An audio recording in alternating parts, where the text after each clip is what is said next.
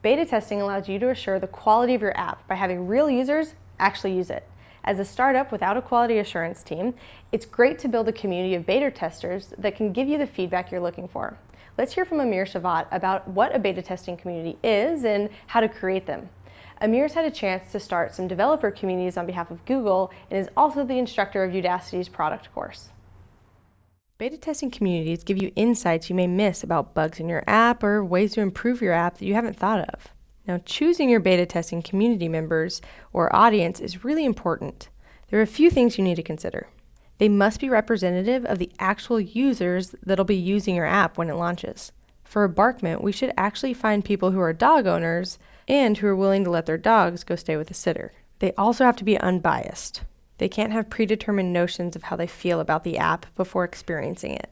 And of course, they must be willing to give feedback and share their thoughts. It'll be no help to you if the beta testers don't actually talk about their experience. The members of this community should want to be a part of the experience early on and really want to be a part of the creation and improvement of your app.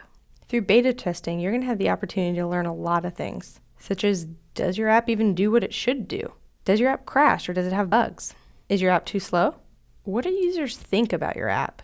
How does your app look or work on different types of devices? And so much more. So you'll need to think about how you want to interact with your beta testing community, because it isn't only important for them to be unbiased about the product, you also need to be unbiased.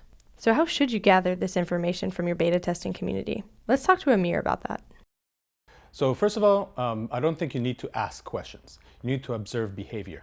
One of the key with beta testing is that you get a lot of data, and rather than asking the questions, you see how people behave with the app.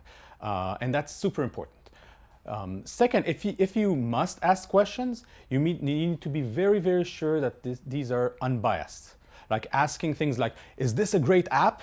Will probably yield a, yes, this is a great app, although it might not be a great app, right? Or are you using it every day for sure? Will probably be a bad question. So try to not prime the right answer, your right answer. So ask your question in a very unbiased way. So here are a few things you should remember when interacting with your beta testing community. Observe behavior first. You don't always need to ask questions. You can just observe the behavior. But when you do, be unbiased. Don't ask leading questions to allow the users to give room for honest responses. For more information on developing questions for beta testing or surveys in general, check out the article in the instructor notes. Another option is to create open beta rather than a user testing community. Google has a tool called Open Beta.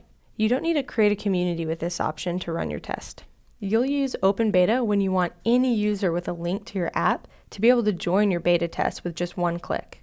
One of the major advantages with Open Beta, it allows you to scale a large number of testers. However, you can still limit the maximum number of users you want to join your beta test. And finally, don't forget, you need to collect data somehow.